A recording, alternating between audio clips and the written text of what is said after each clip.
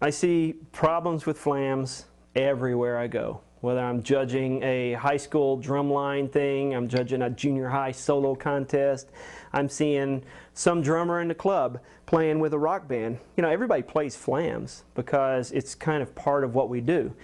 It depends on the style, what you learn, on how good your flams are. You know, you see this all the time. What we're going to try to do here is learn how a proper flam is played, and then, you know, we'll take it out and we'll do some stylistic interpretations to it in a minute. But for the beginner, even our advanced player who's never really tackled this, the flam is made up of a combination of two strokes: a grace note, which is played very low to the drum, and a primary stroke, one that's played up high.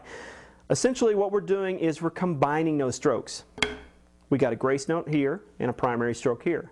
So if I drop my sticks at the same time, you know, the theory is that this one's closer, so it's going to hit before this one.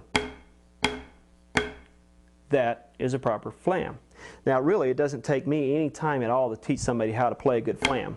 If their hands are in the right position to begin with, all they have to do is drop their sticks, and there they are.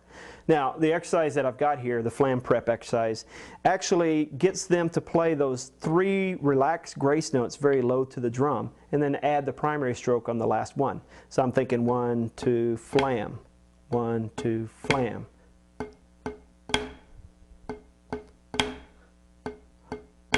Now, you want to listen to the sound of your flams because it should sound like flam, flam. Which is pretty obvious, because all flams are named for what they're supposed to sound like. Now, I've heard a lot of drummers come up and play flams,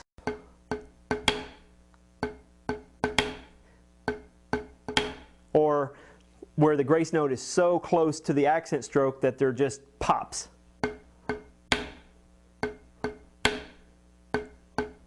You probably hear that all the time. So what we're working on in this exercise is not only being very relaxed with this grace note hand, but working on the consistency of spacing between the grace note and the primary stroke. So take that exercise with the right hand and the left hand, and then alternating.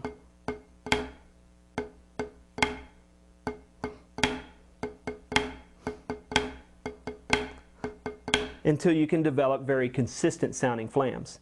Now let's take it to another level. You want to be able to play exactly the kind of flams that you want to play at any different time. Let's say I'm sitting on drum set. I don't think if I was sitting on drum set and I wanted to play a fill that had some flams that I would really want.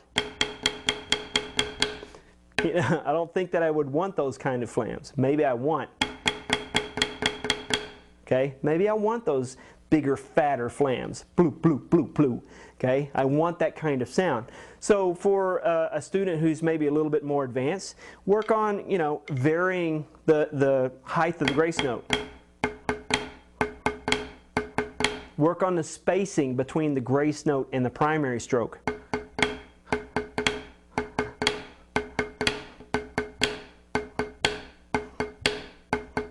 See, I can play any kind of flam that I want to play at any time because I've kind of worked through all of those things.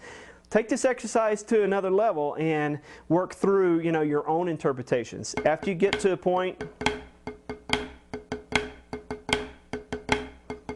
that you can play consistent sounding flams and consistent grace notes all the way through, then take out the extra grace notes, and essentially what I'm left with